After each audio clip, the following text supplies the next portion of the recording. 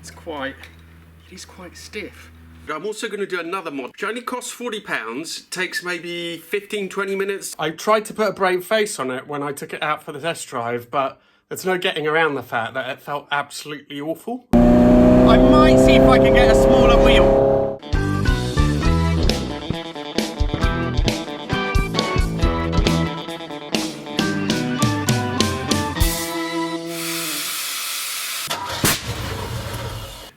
Hello everybody, and this is a view that you don't normally see. When it's in the garage, it's normally pointing arse out, isn't it? Butt out for the Americans. But I'm going to do the steering rack finally, so I needed as much room as possible on that side of the garage because there's shelving on this side, so move the car around. I'm going to give the garage a bit of a clean up, and then, dreading a little bit, I have to jack the car up. It's the first time since I had the horrendous sort of accident where I dropped it on the jack.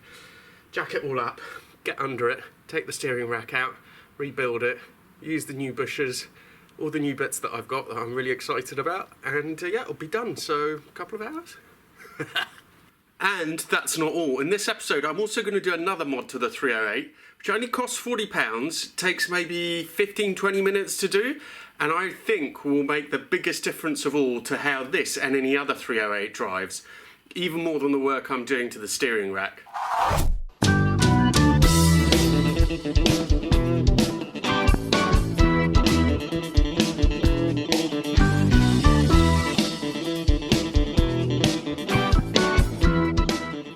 Right, I managed to get the steering rack out, and whenever I do a job like this, I'm always pleased.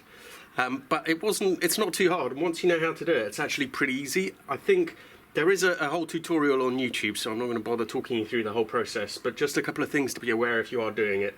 Taking these bolts out, which hold the rack in place, is fiddly, but it's not undoable, it's fine. Apart from that, these ball joints, a lot of people say you have to use splitters and all that. You don't. If you use a splitter, you'll just break the rubber seal. Just tap it lightly with a hammer, put a little bit of wood in between, and they came right out without too much trouble, so I wouldn't bother with that. I've got some uprated mounting bushes, which are going to give it a bit more feel and a bit more precision. And I think with an extra negative camber that I had put on the front, I think it's just going to be enough. So I've got to take this off so I can get to the bushing. This is the bit that is causing the slack. So it's only a couple of mil, but that's enough. I've got the tools that I was told I needed, but obviously they're the wrong ones. Or at least this pin spanner is fine, but this angle clamp spanner is not. I needed another pin one, so we'll see what to do about that, but it's progressing. Taking those track rod ends off turned out to be a real pain in the butt. Basically, they had pins that had to be drilled out, and even once those had been drilled out, which was quite hard to do, they would then still really tight, but eventually I managed to get them off. That is not a job I'd want to do again. And you think that he shot the sheriff but did not shoot the deputy. And it struck me, this is a precedent, an absolute precedent. Got it all stripped and disassembled. It seems in pretty good nick, the main rack and pinion. However, when I took the pinion out, I realised that the bearing was actually quite worn. So I've ordered another one of those, and unfortunately when trying to take the old one out, the outer edge has remained within the housing. So that was a bit of a faff to get out, but I did manage it.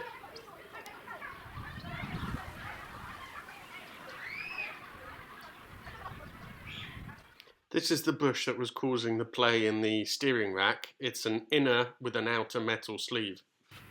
Been trying to figure out how to get the inner bush out of the housing, and this is probably not the most elegant solution, but I'm going to heat up a razor blade and try and cut it out that way.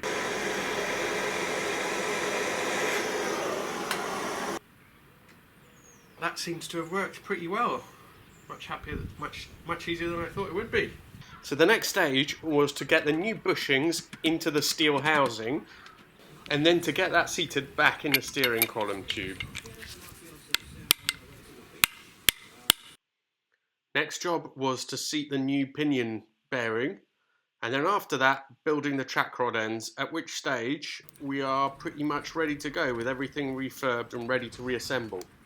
Right, so the rack is pretty much rebuilt and it's tighter than it is before, which I guess makes sense because it's just been rebuilt, and that bush especially that I've replaced is much tighter. I do hope it isn't binding. Apparently you just can't tell if something's wrong until you've mounted it.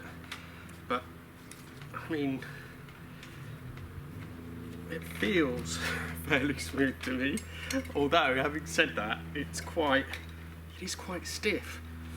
You know, you always wonder in the back of your mind, did I put something back together wrong? I think all in all it's cost me about £160. A brand new rack is about 500. So you just got to weigh it up really. I mean, I've replaced practically everything including the bearings, so it should be good to go for an awfully long time, but it's quite a bit of hassle. Steering rack is finally fitted. It wasn't too bad putting it back in, it was more just getting the alignment right, so I had to disconnect it a couple of times from the steering column in order to get that the way I wanted it, and then do some more adjustment, but it looks like it's pretty much there now. Obviously I have to take it to get professionally checked for toe in, toe out, all that kind of stuff, but it looks as straight as I'm going to be able to get it.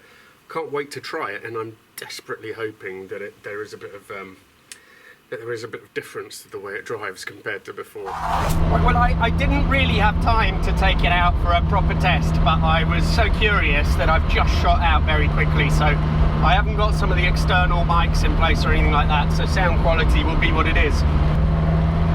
It's quite hard, it's definitely got less play. It's quite hard to tell because I've just been driving the Alpha, which feels so different, and I haven't driven this in absolutely ages.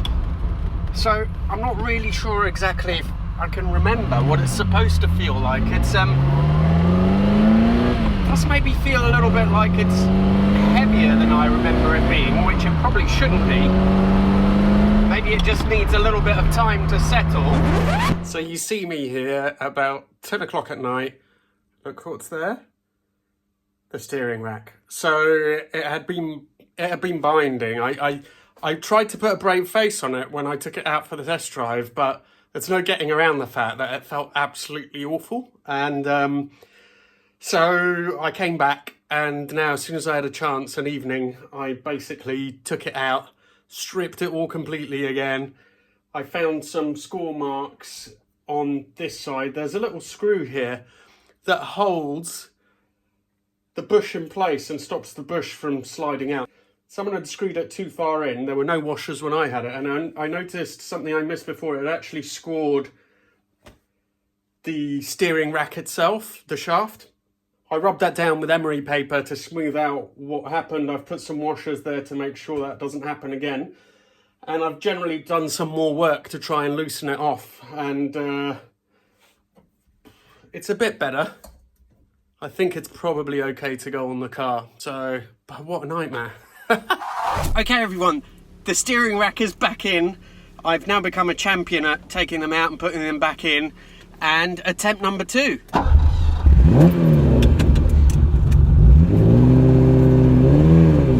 Trying a slightly different camera angle here, so I'm hoping you'll be able to hear me. I don't know how well the mic's going to pick anything up, but fingers crossed.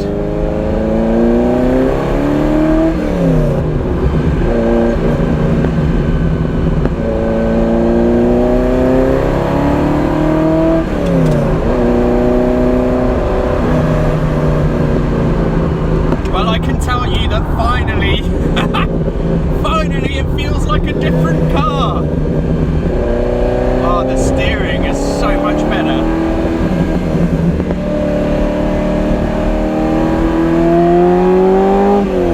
There's just so much less slop.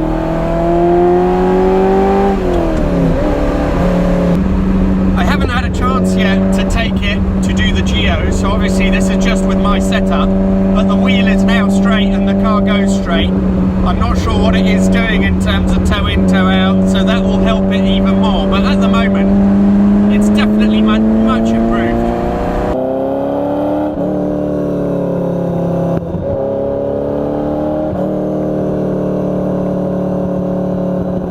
Would I have maybe gone for the quick rack at this point? I don't know. I might see if I can get a smaller wheel, possibly, but it is honestly loads better than it was before, so I'm really happy with that. That's just awesome. So much more enjoyable to drive. That is brilliant. The other thing is, what an amazing mod for £40. It completely transforms the way that the car drives, and I'm talking about the wheel space that I have here. So it may be that the 50mm that I got is maybe a bit too much. Maybe a 25mm would be better, but I just thought it wouldn't be enough. But it really does make it so much more comfortable and so much more natural. Still, the wheel is a bit too high and a bit too tilted towards the horizon. I don't know why, but it is a huge improvement, and all of you should, if you have a 308, go and get a wheel spacer. It's the best thing you're going to do. It will make it so much more enjoyable on long journeys. It's just fantastic. Thank you all for watching. Please follow me on Instagram. It's by far the best way to communicate with me on the Messenger, Instagram Messenger. And I look forward to seeing you for the next video. The Influenzo is actually going to get paint done next. So it's going this weekend to get that sill sorted and a couple of other bits. And then after that, automatic seatbelt release. I guess I hadn't put it in properly because it hasn't done that before.